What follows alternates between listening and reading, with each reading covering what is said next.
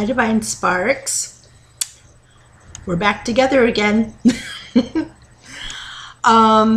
Yeah, taking a few weeks off, just doing other things. And yeah, so here we are. All right. I think I'm going to start by saying my soul family's been talking a lot about relationships. And I believe that's what I'm being invited to have us talk about. Okay. It's a big thing in people's lives, of course. Relationships, and yeah, they just added, don't forget to mention the commitment of being in a relationship. Okay. Whatever way that is for someone. What it entails. Okay, so first of all, I'll say thank you to my soul family, of course, each and every day. They are with us, whether you know they're with you or not, they are with you. And that's been shared many times on all the videos that I've recorded and uploaded for you to listen to. So thank you, soul family. Thank you, ancestors. All family members of all lifetimes past and from all of the incarnations, all of the life experiences we live through. And when I'm saying thank you, I'm talking to those who are of love and light, okay? There are other family members that we dealt with in whatever way that was for us, in whatever relationship that was in those past lifetimes. And that's not to say that they're not here with us again in this lifetime, okay? Finishing up karmic lessons. And that's a hard one to get your head wrapped around. It really is. It's like, wait a minute, you're telling me the same people that I had a past lifetime with are back in my life this lifetime, in whatever role, position they chose to play. And that's what this is. It's role playing. It's living out an existence together. And learning, again, are we going to be more virtuous this present lifetime, or are we going to repeat the same karmic lessons and situations we were in from the last lifetime? Okay. All right. Let's get into it. Why are people so afraid of commitment? Why? What's the problem?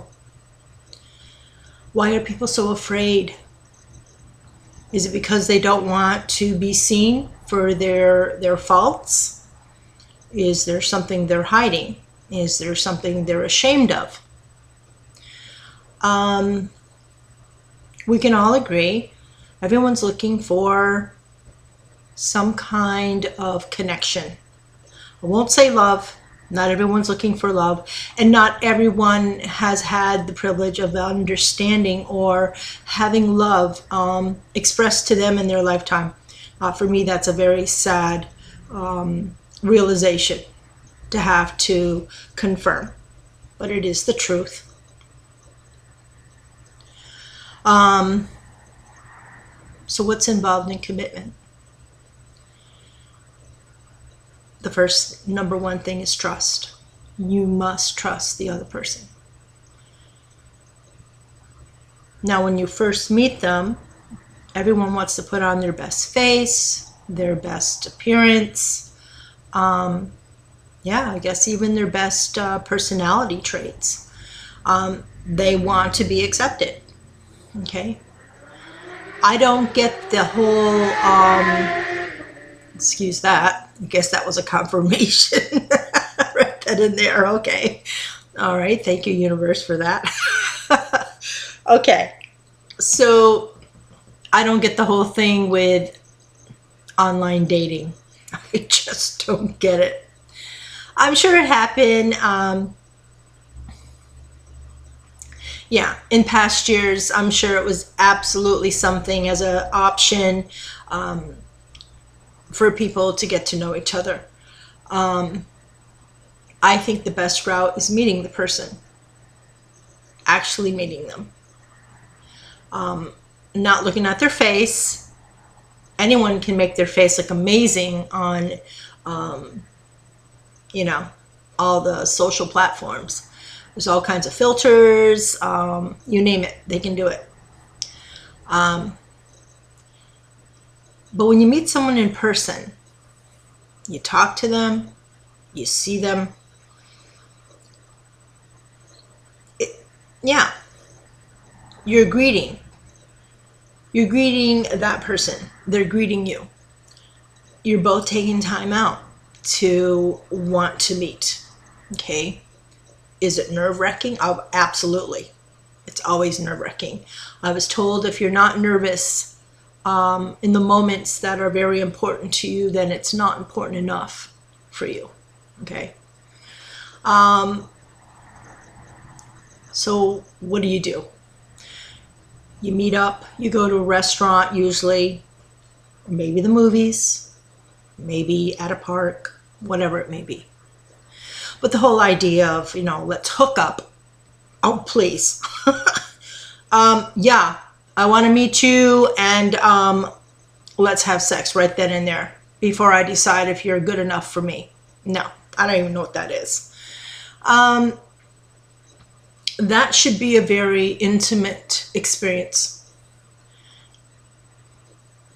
And yeah, you're probably going to say, oh my gosh, you're so old school. Yeah, I am. I am. Okay. I actually am. And that simply means that getting to know the person is more important than bodily connection. And that all ties into energy. And I will not ever stop emphasizing that. Our whole life experience is about energy. Energy. Yeah, we're physical, but if you break down physicality, what do you get? Energy. That's what you get. This is just solidified energy. Okay. So when some people get together, some women believe, or some even girls, it starts even younger than that. It starts in high school, it starts in grade school. That's really scary to think. That kind of behavior is going on with girls in grade school and middle school. Yeah, I don't even understand that kind of concept. The pressures it must put on a girl or even a guy. For a guy to believe that he has to have sex that early, just because his buddies pressure him into believing if he's a man, that's what he has to do. Okay. So where does it all begin? Where does it all start? It starts in the home. The fears, the anxieties, how are things in a person's home?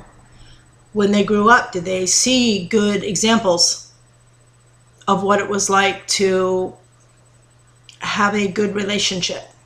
Did their mom and their dad show them a good example of that?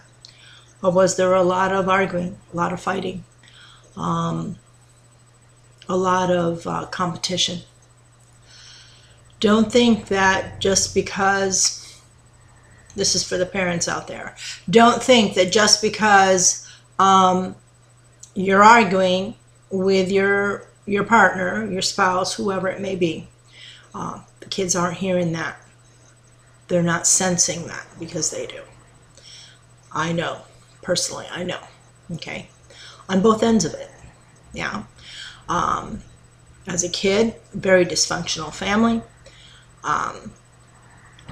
Witnessed things, heard things, were exposed to things no kid should have to be exposed to. Okay. As an adult and in my own relationship, yeah, a lot of incompatibility. And when you don't see eye to eye with someone, you do not feel seen, you don't feel heard. Again, that's that whole thing with validation. Each partner needs to feel, needs to experience. That's a better way. Now, stop with the feelings, okay? It's deeper than the feelings. Each partner must be experienced and seen and heard. And presence is most important in any relationship, okay?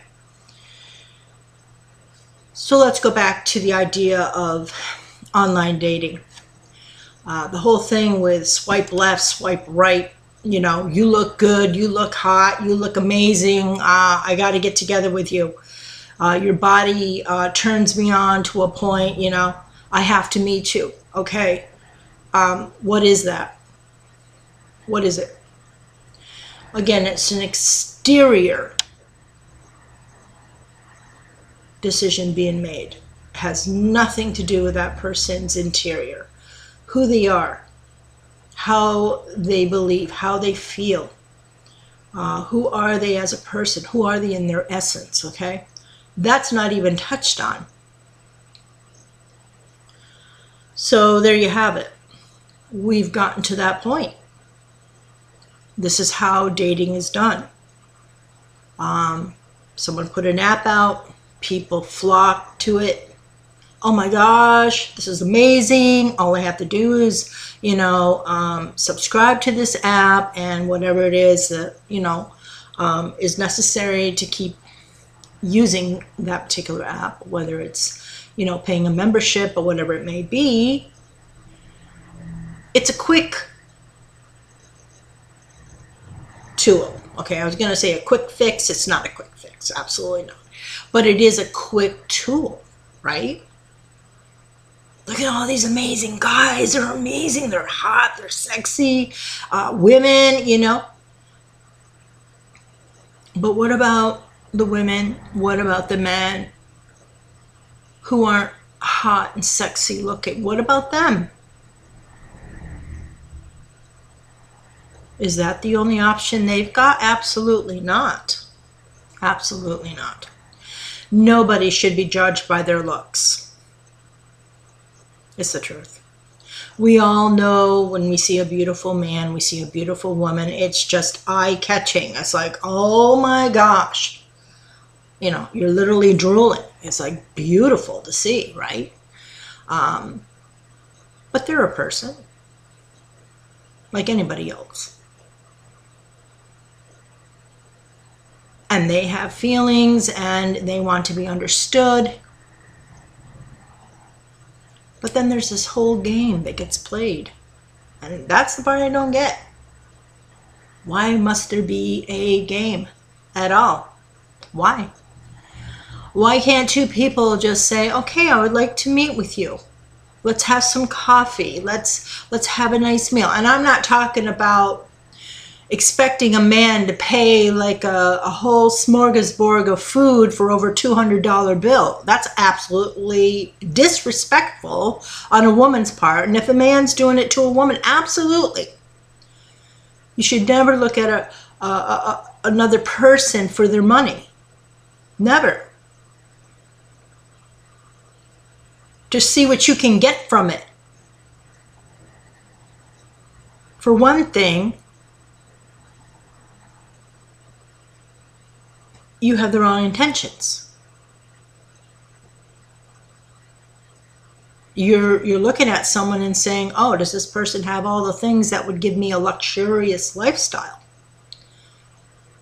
But what about yourself? Why don't you do what you need to do to give yourself that luxury lifestyle? Because the man that you might have your eye on, or the female you might have your eye on, they work their asses off to get what they have, unless they were trust fund babies, and there's a lot of them out there. They don't have to work a day in their life, but are they supposed to just spend? No. When someone's given a gift of money where they don't have to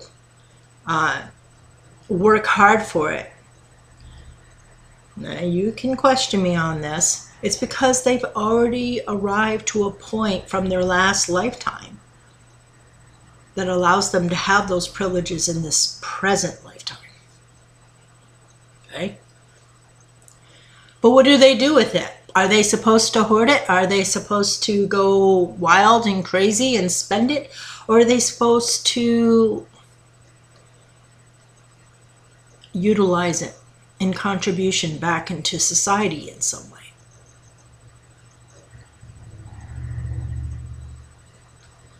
That's something that person has to contemplate.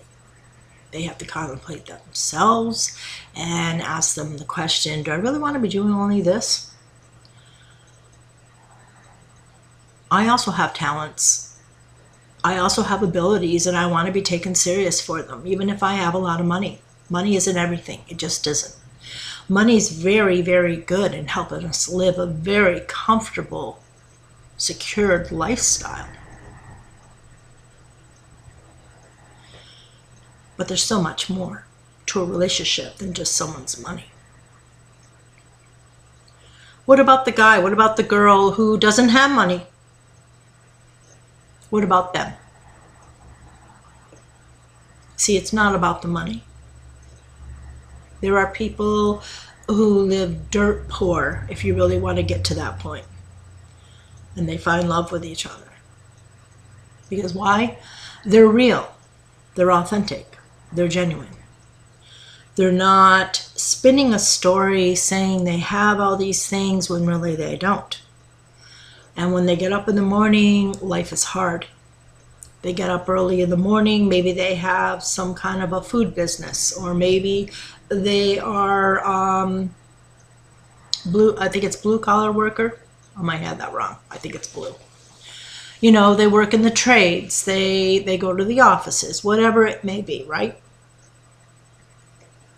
But they work hard for what they do. And the woman or the man that they're with also believes in what they do. And they don't mind that, okay, money isn't available to us as easy as it is for others right now, but I'm here with you and I love you and I want to share my life with you. Okay? There's no law, there's no rule saying a person has to have a certain amount of money for a relationship to happen. There isn't. And the most unusual relationships can happen. Because why? Love is present. That's why. So let's go back to commitment. What's it really mean? When you say, I'm committed to this person, it means you're loyal. That's a big one. You're loyal. That means once you're with that person, that's the only person you focus on. That's the only person you give attention towards. Meaning, in a sexual way, an intimate way. And that's an agreement that you both come to. Now, if a woman meets up with a man who already, for whatever reason, has been non-committal in every one of his relationships, then she's taking a risk of thinking that she's going to be different for this man. He might be coming into the situation, to meet up with her and think, oh, she's the next one I'm going to have in my bed with me,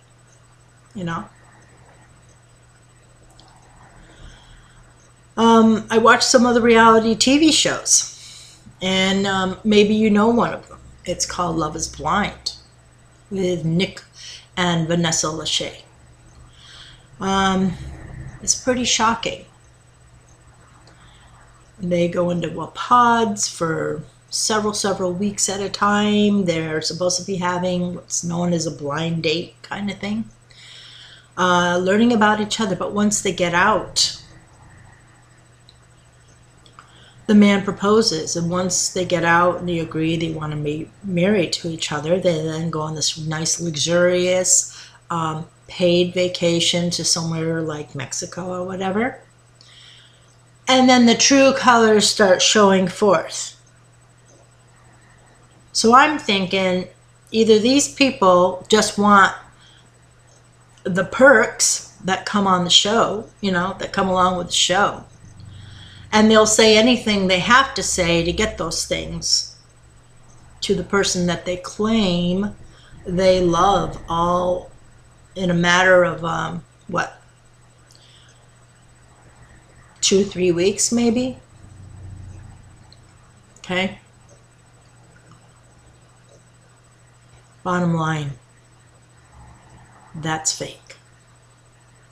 And it's hurtful. To pretend that you like someone just because of what they own. To pretend that they're special to you when you had no intentions whatsoever in investing yourself into that person. Knowing what to say, knowing how to respond, and make it be convincing, only to do a 360 or a 180, okay? And act like that person has no importance to you whatsoever. That's absolutely shameful. And it's absolutely disgusting. It is. There are people who want genuine relationships. There's a lot of loneliness out there. Some are happy being single. Make it clear. Yeah, I want to meet up with you, but I have no intentions of being in a long-term relationship with you.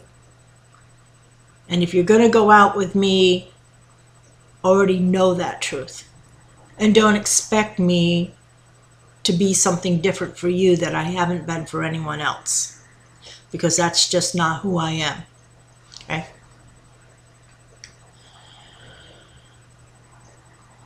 Relationships are difficult. There is a game that gets played.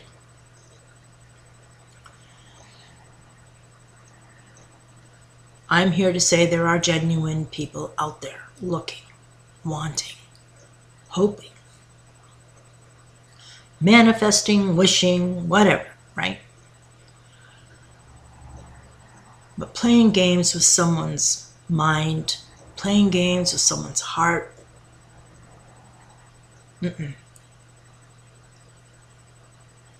those are not the right tools in entering into a good relationship. That's like a house of cards that collapses in on itself, pretty much. Or men who know that they'll meet up with a good-hearted woman. And from what that man knows, good-hearted women are right there to always take care of them. They'll nurture them in place of what their mothers couldn't do. There's all kinds of reasons why men choose nice women. And then there are men who say, yeah, you're not wild enough for me. Okay. Next. That song from Ariana Grande, right? Thank you, X, next, right? Okay. Yeah. But relationships shouldn't be as difficult as we seem to make them. When we get to know a person, really get to know them, we get to know their habits, we get to know their flaws, we get to know their perks, we get to know their manipulations, we get to know their tempers and their, what's the word? If they have confidence, if they love themselves, if they believe in themselves, are they really in it for the long haul? I mean, you learn it all. So why are people so afraid? Where does the fear stem from? Is it the fear of, oh my gosh, I don't want to invest myself into someone who's going to lead me into the unknown. I'm familiar with a certain way of doing things in a relationship, and if this person over here does things completely different, it freaks me out. Freaks me out. And I can't involve myself in a situation like that. It's too risky. Anything in life that's important is risky.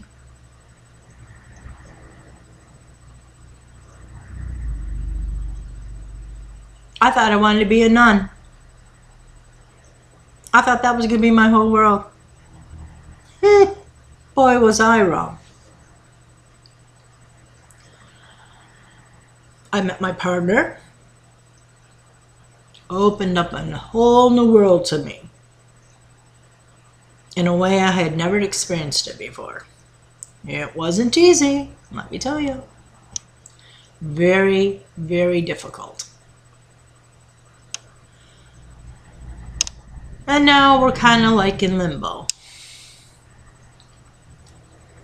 We built a family, built a home, a life together. But even through all of that, there were things that he chose to keep secret. There were things I chose to keep secret from him because I just knew, he's not going to understand who I am. And if I bring this part of myself out, oh boy, that's only going to cause more problems, right? And the same with him. And that's just a chance we have to take. It just is. It just is. Okay. I have to stop for a second. I'll be right back. I'm back. Okay. Okay. So what I was saying is, it's a risk. It truly is. Is that what makes people afraid of commitment? They just don't want to go through everything it might involve with their emotions. Does it mean they have to change their lifestyle? What about somebody who comes from background being, risque? In their intimacy, they really crave, fetishes and things like that. That is something that other person needs to know about.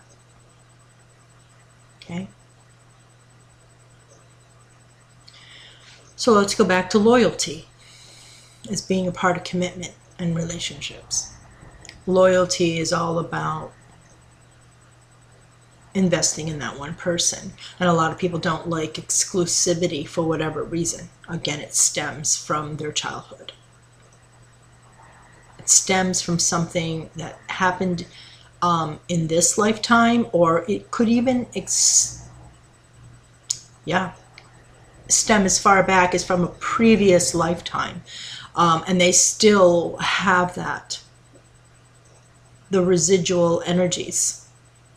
It's still on them when they come through into this world to return. And again, it might be before karmic lessons at that point, okay? So when you have different personalities, different ways of thinking, different ways of expression, compatibility is number one. I can say that again from my own experience, living with someone, being with someone, sharing your life with someone who has no interest in the types of things you like to do. It does take a toll. A lot of people say, opposites attract. I believe that's true. But I'm not going to say it attracts if someone holds a different interest than yourself, to the point that you're so uncomfortable you would never see yourself doing it. In the sense of opposites attract, I believe if someone's extroverted, the other one's introverted, They balance each other out. One partner's going to say, hey, come on, let's go. There's a great, festival going on in town. We can have a great time. The introverted person might say, oh, no, I just want to stay home. And they're like, no, come on, let's have a great time. You'll love it, And then you do it. You loved it. And that part of the relationship gives you new experiences, right? Or vice versa, right? Say you're the introvert, like mentioned, and you say, oh, let's just have a nice quiet evening in home tonight. We've been out for the last 4 days, 4 nights, doing things, whatever it may be, right? And of course, an extroverted male or female will be like, no, there's so much going on. There's just so much yet to see. I don't want to miss it. But then the other partner who's introverted will say, come on, it'll do you some good. Let's just take a few hours to ourselves and regroup and, just recharge a little bit. It'll be nice for you. You can be still and relax, and those are all great, right? So you see the balance is there. That's what I mean by opposites attract. Now, if you have someone who's into drugs and alcohol, and they love to go to bars, they love to go to nightclubs, they love to have all kinds of sexual encounters with all kinds of multiple partners, and you're not the type of person that would even think to do something like that, and just because you have, whatever the hots for this person, you start compromising yourself, okay? That's not good. In that sense, I believe partners have to have the same level of is there a word, comfortability? I don't even know if that's a word. A same level of being comfortable with the same activities, especially if it's intimate activities. Okay.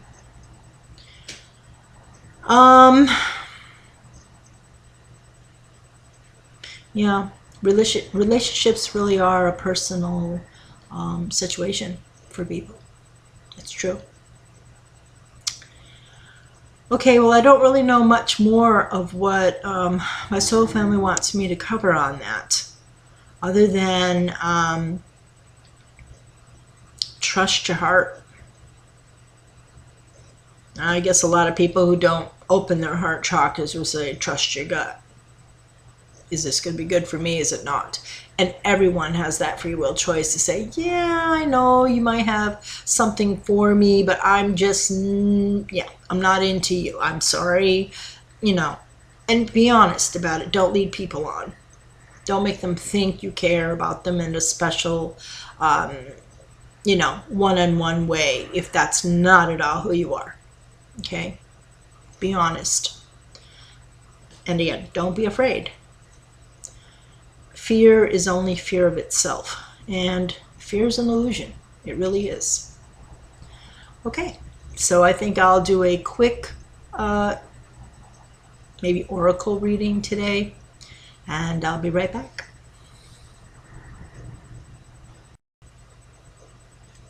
Okay, here I am.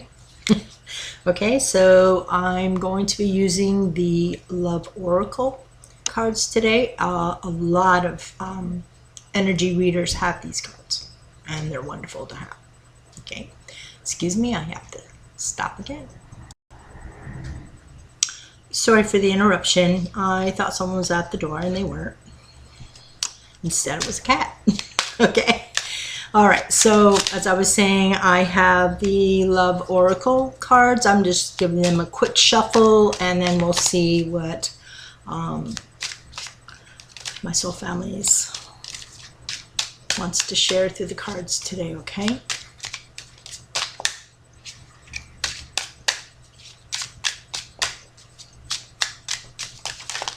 Okay, a lot of them popped out at once. Let's see what that does, okay? All right, the first card.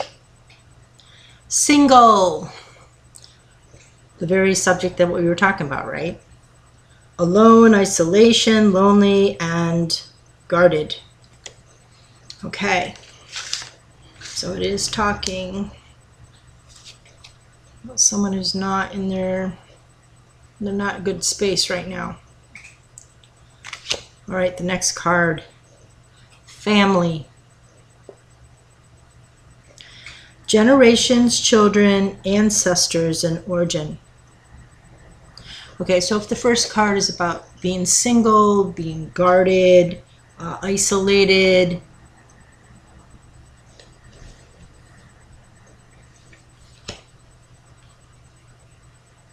it's kind of giving a negative energy to the first card of being single. Like this person is not in a happy place about being single. They feel excluded. They feel not a part of things. Yeah. They're not feeling solitude.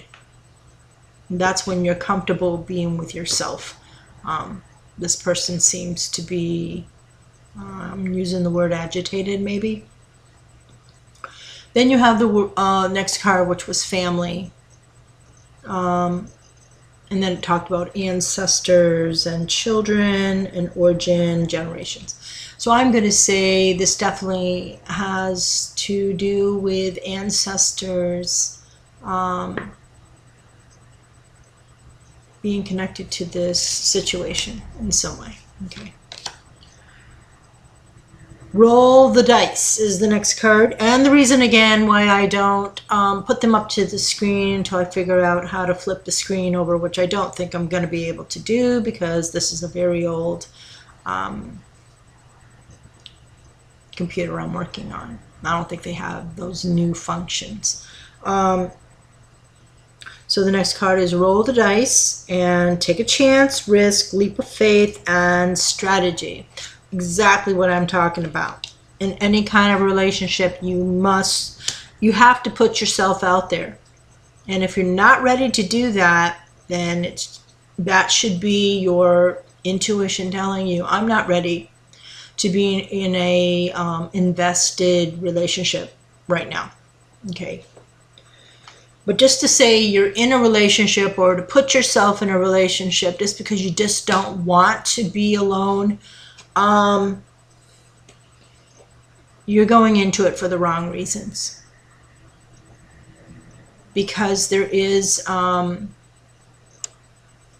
expectation in any relationship. So say one partner is alone, okay, and they are afraid of living without someone in their bed or to have in their place, their home, their apartment, their house, whatever. The silence is too loud, whatever it may be, and they just can't be alone. And there are people out there who feel that, who believe that, who experience that, okay? Bringing somebody into that situation, even though you're lonely, even though you want to share your life with someone, but you're not invested in that person. You know, that's a very poor choice to do to yourself and to that other person. Because that other person is really ready. They want something. They want something concrete in their life. And they're hoping that it can be with you. But if you're not ready, and you're putting on airs, or you're, putting on a fake persona to make that person believe you're really, really into them, yeah. That's unfair. It really is. Okay, so roll the dice is all about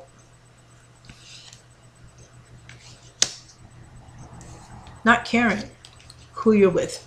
Just let's see what happens. Again, the leap of faith. You have ancestors involved. Again, I call them soul family. Okay. So you have someone who's isolated. You have someone who's lonely. But yet, their spiritual ancestors, their soul family members are involved in a situation with this, okay? And they're being invited to do something because ancestors don't get involved unless they have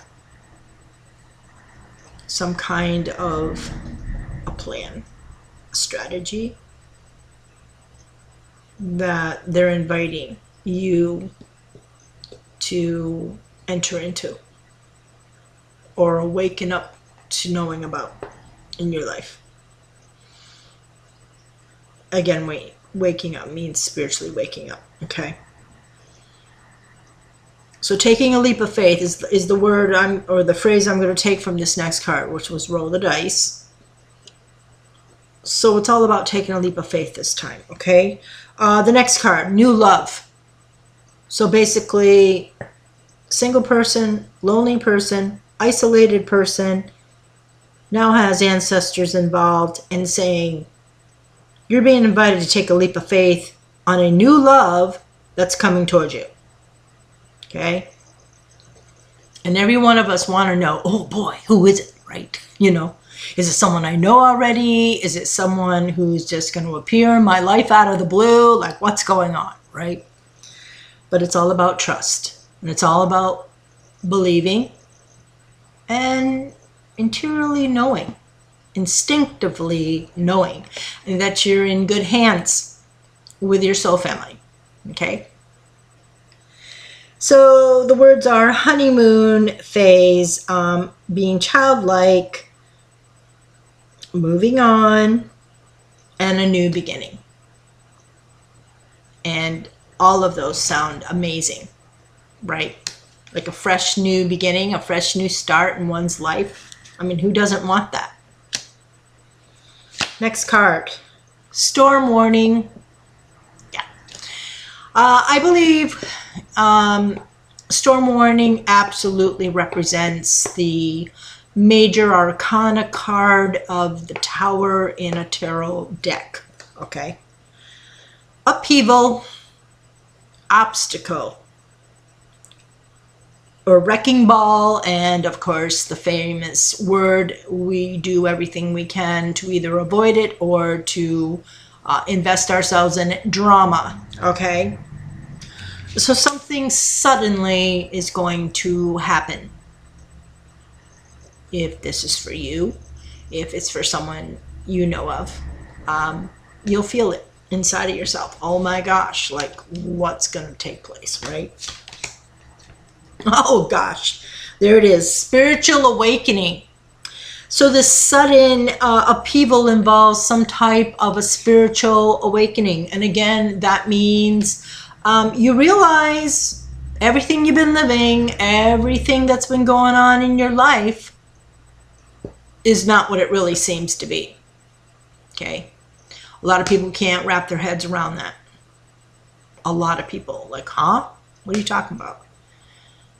Life is life. We get up every day, we work, we have our relationships, we have our responsibilities, we have money problems, we pay taxes. What are you talking about, right? Only a person who goes through a spiritual awakening can tell you something's changed. They understand better. The way that they did their routines every day take on a new meaning. It's an expansion that happens to our mindset. Our energy expands. Okay? So enlightenment, epiphany, life lessons, and rebirth. Yeah. I can say what I want to say because I majored in religion and spirituality. And I got a BA in that. So what I'm going to say next, I know is true. That's exactly what our Lord Yeshua, or Jesus Christ, was trying to get across to us in the Gospels. A person must be reborn in spirit. That is a spiritual awakening. Every saint, for those who are Catholic, for those who know of ascended masters, for those who are picked through the Buddhist religion as a Dalai Lama, okay, and the list goes on and on and on and on and on. Okay, they all spiritually awakened. All right, they see life different. They see people different. They get it. They understand. How many times have we heard, oh, God has this amazing plan, and we're in the process of it? Well, when someone spiritually wakes up, hello, you figure out what the amazing plan is, okay? So this is what this is about. Single person, isolated, lonely, really want someone in their life to share it with. Ancestors get involved. And if you have your ancestors involved in your earthly journey here, or your present lifetime journey here, it's for big reasons, okay?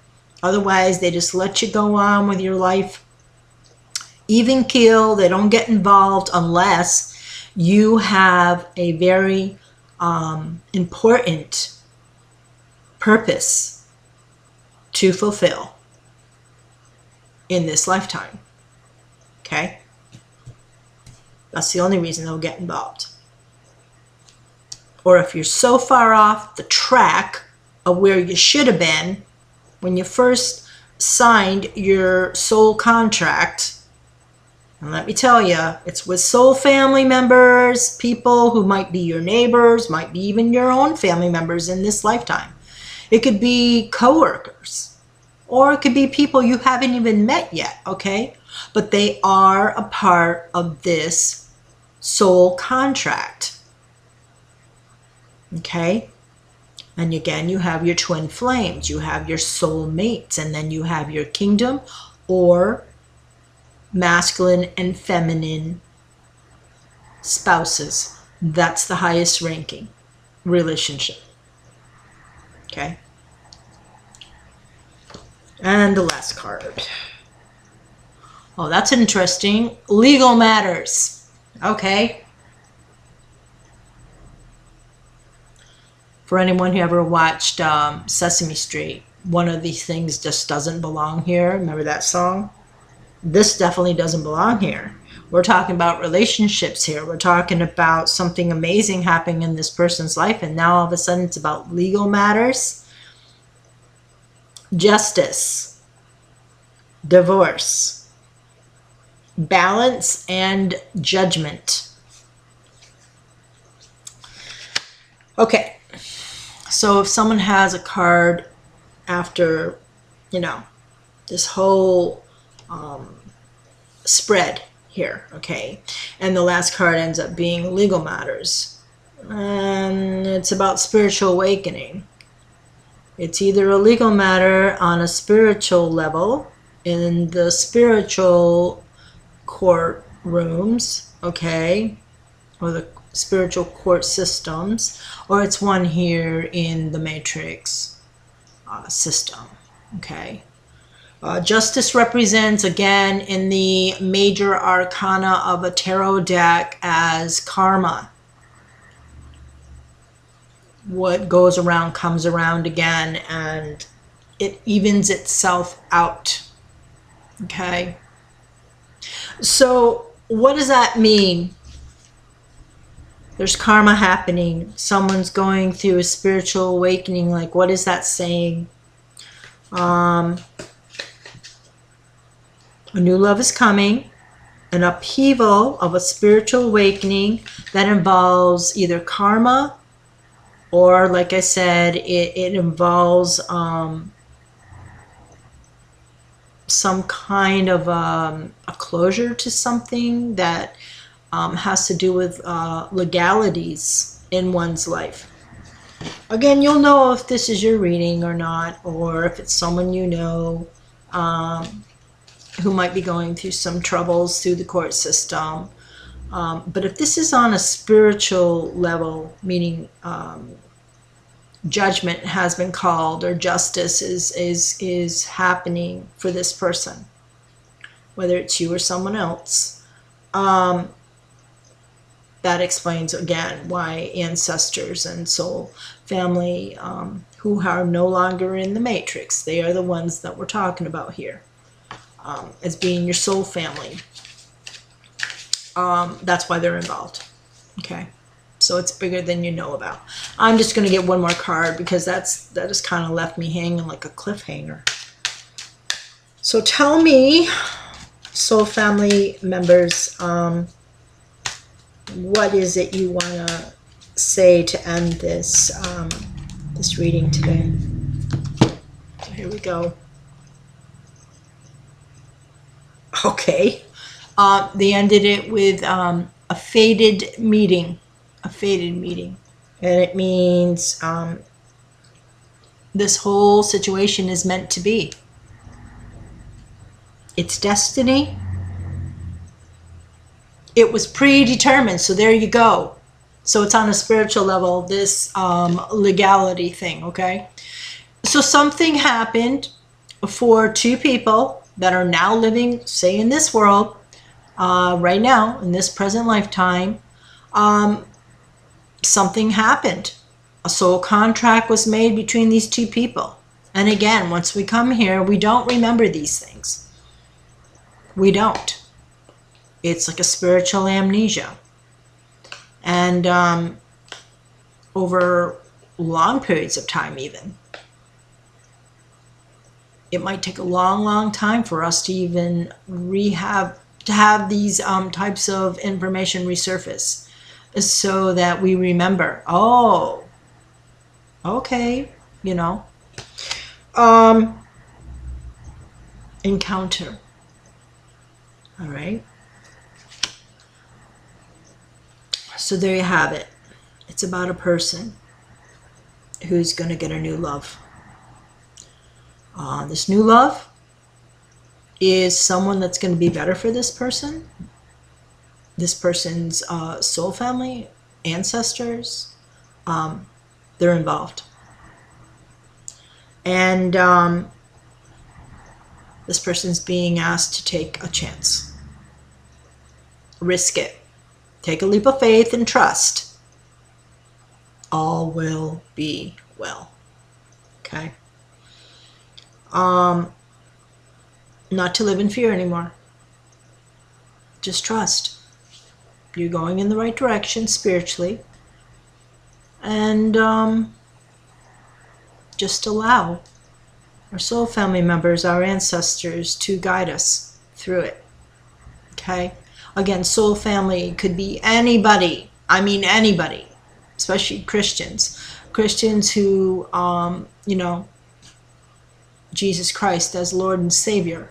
It could be other people who manifest and believe in ascended masters and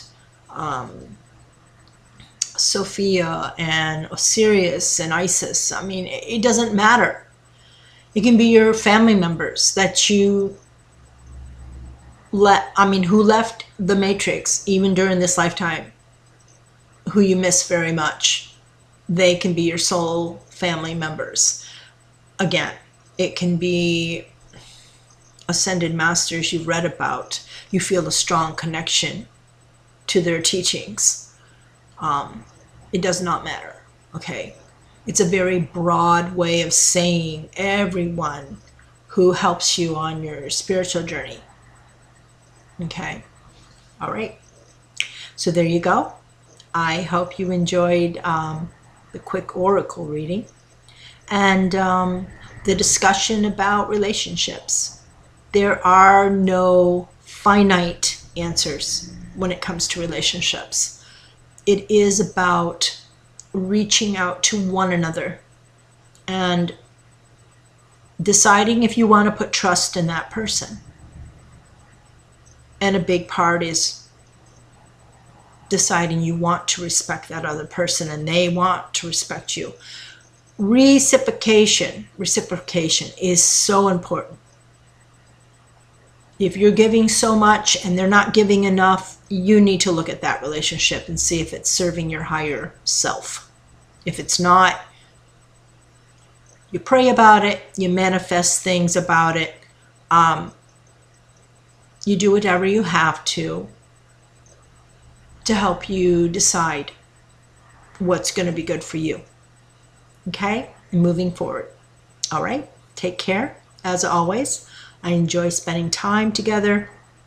And until we have our next time with each other. All right. Bye-bye.